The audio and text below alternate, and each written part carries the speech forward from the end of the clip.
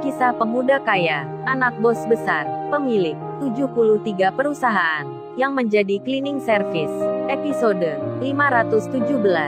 Sekumpulan orang yang baru datang.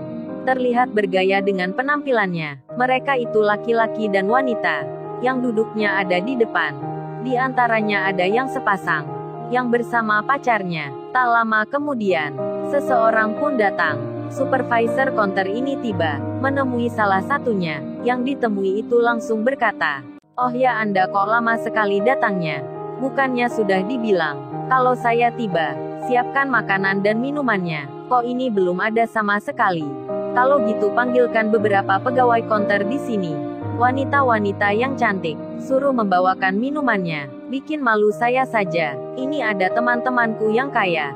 Supervisor itu menjawabnya, "Oh maafkan saya sebelumnya Mas Rian. Jamuannya sudah saya siapkan. Tapi tadi ada banyak pengunjung yang datang. Jadi saya ikut membantu karyawan." Rian pemuda anak orang kaya, yang bapaknya punya banyak usaha di sini. Termasuk mall ini milik bapaknya juga. Rian itu menjawabnya, "Anda ini bicara apa Bu Ratna? Lebih mementingkan pelanggan daripada saya. Saya bisa memecat kerja Bu Ratna ini. Terus apa pelanggan itu bisa seperti aku ini? Bicara kok nggak dipikir dulu. Masalah pelanggan itu sudah ada yang mengurusnya. Para pegawai yang kerja itu.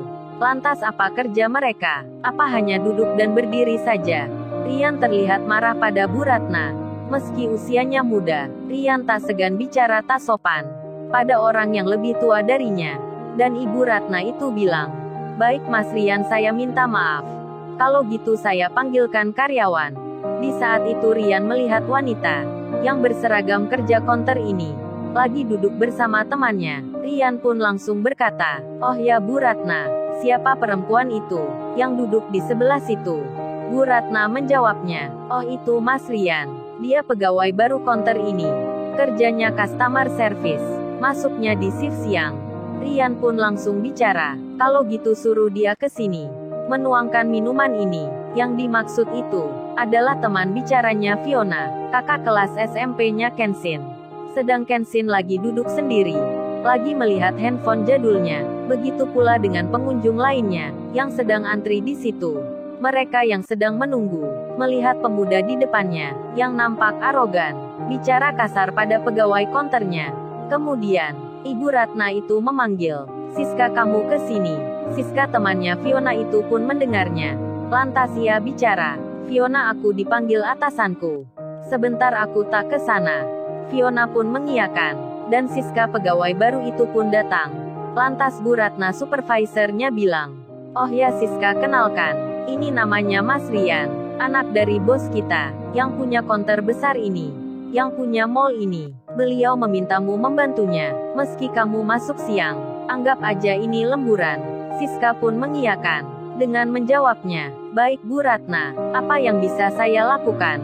Dan Rian itu langsung berkata, "Kamu Siska berdiri saja di sini. Nanti tuangkan minuman untuk kita."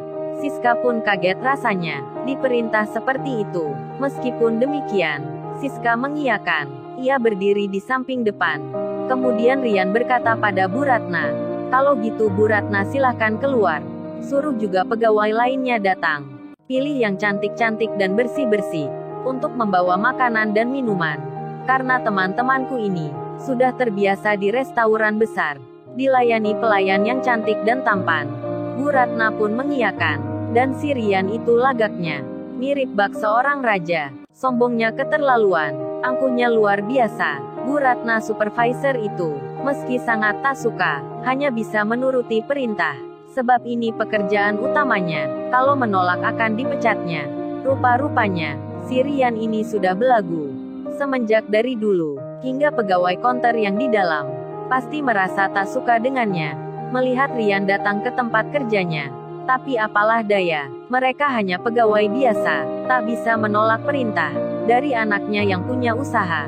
Sedang Fiona yang duduk sendiri, kakak kelas SMP-nya Kenshin itu, melihat temannya Siska tak kembali ke tempatnya. Siska itu malah berdiri di depan, tak berpamitan ke dirinya. Kemudian Rian berkata pada teman-temannya, "Gimana lu Once?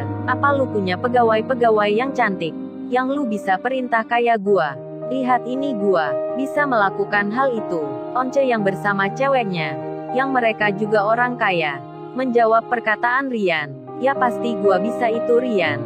Di perusahaan bokap gua, banyak sekali ditemui cewek-cewek kaya begitu. Dan tinggal pilih saja. Tapi gua gak berminat sama mereka. Gua 100% setia sama Andrea ini. Untuk apa cari cewek miskin? Kalau bisa cari yang sama statusnya. Lihat ini Rian. Cewekku Andrea ini. Sudah cantik kaya pula. Temannya satunya lagi juga bilang. Bukan hanya lu saja Once. Cewekku Marlin ini juga cantik. Dia kaya juga. Dari keluarga terpandang. Sama seperti gua. Kedua wanita yang dipuji itu nampak senang. Mereka yang ada di situ. Yang tak lain pacarnya Once dan Dani. Sikapnya pun mencerminkan orang kaya. Dan hanya mau bergaul dengan orang yang statusnya sama. Kemudian Merlin cewek itu bertanya pada Rian. Oh ya Rian, kalau lu merasa bisa memerintah akan cewek cantik di sini, mengapa nggak lu pilih saja jadi pacarmu? Kan lu belum punya pacar. Rian menjawabnya. Dengan angkuhnya ia berkata, maksudnya kayak Siska ini, pegawai konterku ini, lu bisa aja bicaranya Merlin. Siska meski cantik begini, kagak level dengan gua tahu. Masa pegawai biasa kayak dia ini jadi pacarnya anak orang kaya seperti gua? Kan ayahku rugi, keluargaku pun sama. Oga-oga meski banyak cewek cantik di sini, gua nggak akan tergoda. Gua akan cari yang sama-sama kaya. Merlin dan Andrea pun tertawa. Sedang Siska merasa tersinggung sekali.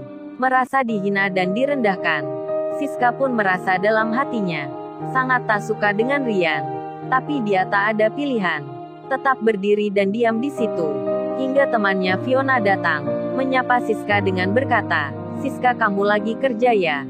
Siska pun menjawabnya, oh iya Fiona, aku lagi kerja. Maaf yang gak bisa menemani. Entar kalau sudah selesai kerja kita bicara. Rian pun melihat Fiona. Langsung ia berdiri dan berkata, kamu temannya Siska ini ya? Siska sekarang lagi kerja. Akan menuangkan minuman untuk kita semua. Apa kamu mau servis handphone di sini? Kalau mau cepat selesai bisa saya bilangkan. Semua pegawai di sini bawahan saya. Asal kamu mau menuangkan minuman juga untukku dan teman-temanku. Waduh keterlaluan sekali si Rian ini. Pada pelanggan konternya, bicara tak sopan begitu. Fiona pun menjawabnya, tak terpancing emosinya, sebab melihat temannya yang kerja di sini nanti bisa diancamnya. Fiona hanya menjawabnya dengan tersenyum. Fiona bilang, terima kasih mas sekalian. Saya menunggu antrian saja, sebab lagi tidak tergesa-gesa. Dan Fiona kembali ke tempat duduknya. Hatinya pun berkata, kasihan Siska itu, pasti dia tersiksa sekali.